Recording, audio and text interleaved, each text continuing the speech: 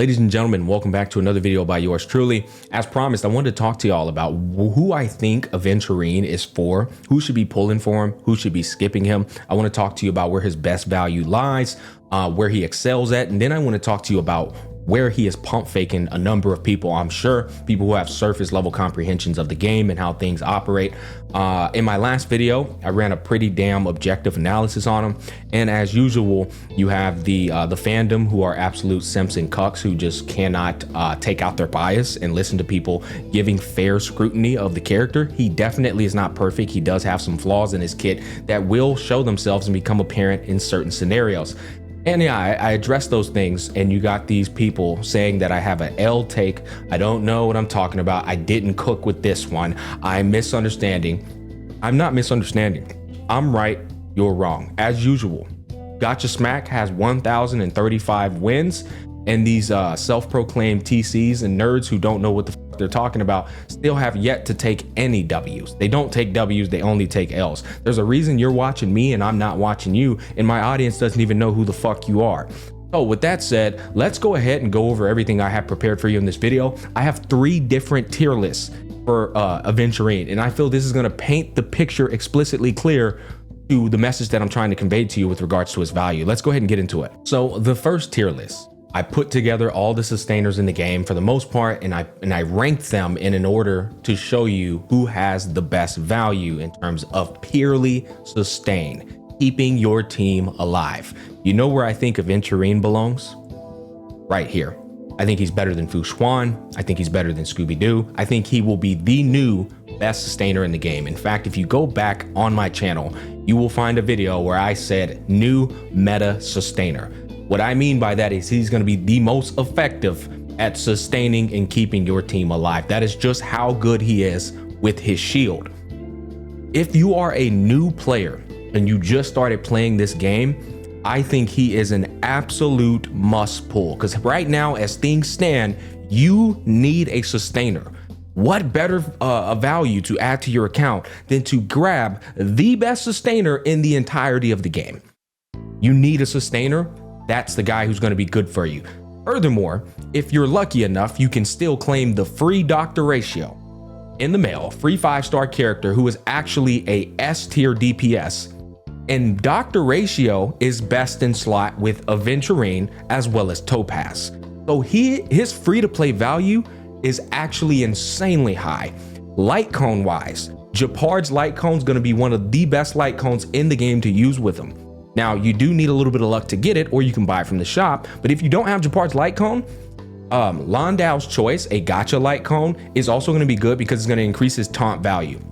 Increasing taunt value ensures that he gets hit more. When he gets hit, he provides 2 stacks to himself, which increases his follow-up attack synergy. Not only does it do this though, most importantly, it batteries him so that he can pop his ultimate. Why is his ultimate important? Because his ultimate is going to trigger more follow-ups, which are going to give you more shields to your team. And he's also going to inflict the debuff, which is very important for Dr. Ratio to guarantee his follow-up attack trigger.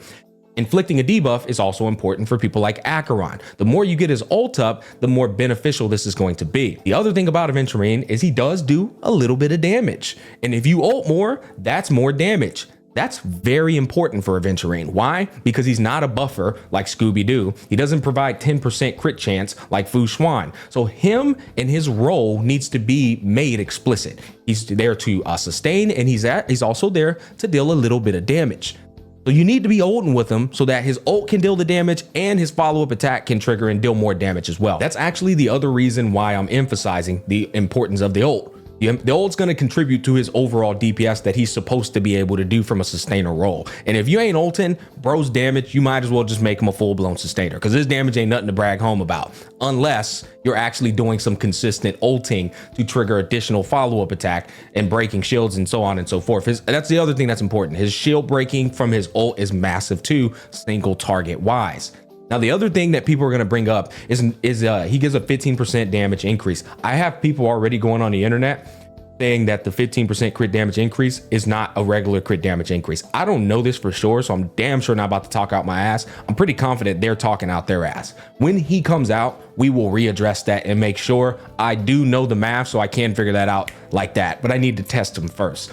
Anyways, light cone wise, not getting off topic, there's all kind of options. Bro has so many free-to-play options, not even funny. The free-to-play light cone that just came with Pinacone is really good for him. The battle pass light cone that increases your damage based off of how much defense you have is also really good for him. There's a ton of options. I mean, like almost every single light cone is good for him, which is why his signature light cone is also a pump fake. We'll get to that in a bit. It will make perfect sense why I said that shit is a pump fake. But overall, for free-to-play players, he's a good option if you don't have Scooby-Doo and Fu Xuan already. Now I want to get into the negative. The negative part about a sustainer is that it doesn't matter if Aventurine is an S+ tier sustainer and the best sustainer in the game if you already have these two. I don't need another sustainer when I already have two S+ tier sustainers that actually outperform him on a number of compositions. Scooby-Doo right here, she's outperforming him on a number of compositions. The only composition where he's going to truly shine is with Topaz and Dr. Ratio. And honestly, debatably, Scooby-Doo might even be better for Dr. Ratio than he is. The beautiful thing about him and Topaz is that he actually will make Numby go more times in a single cycle thanks to his follow-ups, advancing forward Numby. But for Dr. Ratio, I'll keep it a buck. The energy recharge, the 40% attack boost, that, and then the debuff going into battle with her fear, that is debatably, honestly, no, I'm thinking it's actually better than Aventurine. Yeah, it is. It is. I'll be honest with you. He's in front, but Aventurine's a good synergy for free to play, casual and comfort level players. This is why I said he's S+ tier, because we take out all the other stuff and just keep team alive. That's his value. He's comfort. He's comfortable. He's like the Lorcha, but the preservation version. And that is something I want to make sure is understood clearly. That's why I think he's fantastic. Plus, he's the shield person now. He power crept the hell out of Japard. So who knows when that shield aspect is going to come into play down the line. It's worth having. Preservation path, simulated universe. I feel this is also something that people often sleep on, like Golden Gear, Swarm Disaster, and then a regular simulated universe. Preservation path is probably going to be very meta in that mode, and his shield is going to be so strong that it's going to be doing absurd amounts of damage in conjunction with the elation path as a follow-up attack synergy. So all of that's worth considering. Let's move on to the second tier list, Aventurine's tier list. This is what I think all of his value is going to come for. And then of course, when future units come down the line that also have follow-up attacks that trigger consistently, most importantly, if they don't trigger consistently, they're all right. Topaz and Dr. Ratio is the biggest selling point for Aventurine. These other units, they're good. Pure Fiction Herta with Aventurine seems like it's going to be a monster combo. I think that's going to be very good because she just keeps spinning, battering him up to trigger his follow-up attack, getting rid of trash mobs. I can see some potential there, but these two are the biggest incentive, especially Topaz and Himiko. One of the sweet spot teams is going to be Topaz, Himiko, Aventurine with a Ron May. Ron May is going to give a 70% damage bonus to all three of them, all type res pin to all three of them. If you have her E1, ignore defense to all three of them. Furthermore, he can rock a defensive boot, and if you have DDD on your Ron May, he'll still go twice. So he'll meet the defensive threshold. Ron May will take care of all his weaknesses. Bro has no damage bonus in his kit virtually, almost none, except like a couple of little percentages in his trace. His weakness is not having any damage percent bonus. So having Ron May is going to be a reliant thing for Aventurine. He relies on Ron May. Surprise, surprise, another person that needs Ron May. Yep, if you want to deal any damage with him, trust me, you're going to need a goddamn Ron May. And even then, it's going to be spectacularly mid. That said, if you don't have any of these characters, or if you don't play any of these characters, his value becomes so fucking mid, it's not even funny. You might as well go back to this scenario here. If you're not a newer player and you already have these sustains, bro's not bringing nothing new to the table. Bro brings absolutely nothing to the table. He's not going to change your account. It's not going to be groundbreaking. He's not breaking the meta. He does nothing outside of these comps. And even with these comps, if you take Aventurine out of the picture you have these two, you're good. That's the reality of sustain units. You don't need another sustainer. I don't care if bro does this in terms of sustainer and my current sustainers do this. This is the difficulty. This is bro. in this on sustain level, and this is what I currently have. Why the hell do I need him, right? I don't. Now, that said, I think comfort does play a role. Comfort plays a massive role. Case in point, if you're using Lynx as a sustainer and you get a Lorcha, that is a game changer, right? The comfort and the survivability that Lorcha is going to be providing to you and the feel of it, you're going to feel that shit instantly. That's good. He's not providing that level of comfort when you have a Fushuan and a Scooby-Doo or even a Lorcha. People are shitting on Lorcha just because now you got people who are doing better than him at his job. Bro still does his job so well that it doesn't matter how good Aventurine is. If you have a Lorcha, he will get the fucking job done, I assure you. And that is something that is a sustained problem. So it comes down to how much of a comfort do you really want to have in comparison to the sustainers that you already have. Me personally, if you don't have these three right here, I think you absolutely need them. But if you do, bro's a side grade at best or a mini little boost in terms of comfort. Most importantly, the final tier list, which is actually very important. The biggest incentive of Aventurine that's going around the community, and you got all these cucks and nerds gassing him up, is that he also can deal damage from a sustain roll.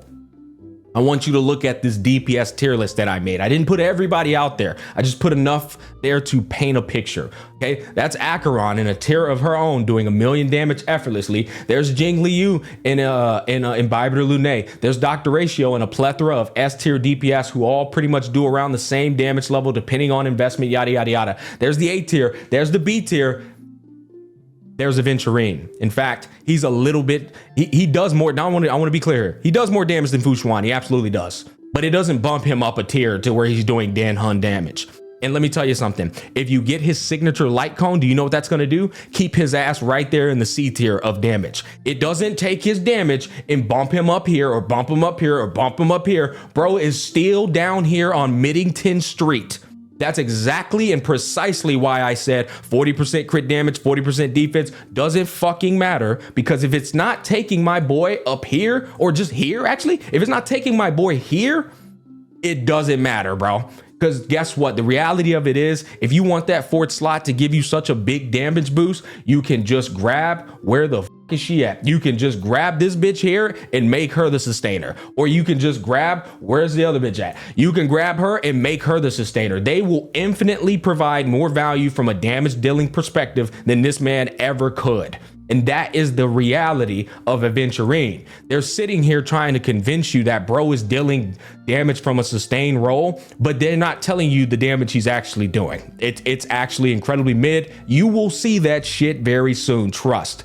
Don't let these whales gas you up. Don't let these nerds gas you up. Bro's damage is mid, and that's the truth. So getting the signature light cone to continue to do mid damage from a sustained roll is kind of pointless. If you're gonna pull on Aventurine, use him for the simulated universe and you use him for comfort. That's pretty much where the problems reside. Now, quick recap. Is he a fantastic sustainer? Yes. Did you pick him up if you're a new player? Yeah, you probably should. But is bro the hype that these motherfuckers is trying to sell you? Absolutely not. And you know what? That is the reality of a lot of sustainers. You know why Scooby-Doo had low sales, even though she is the best sustainer in the game for sure from a meta standpoint? Because nobody cares about a sustainer. All right. If they ain't utterly broken from a sustainer role and you already have your account built up, who gives a flying fuck about another sustainer? That said, I'm picking my boy up, and let me explain to you precisely why I am picking him up.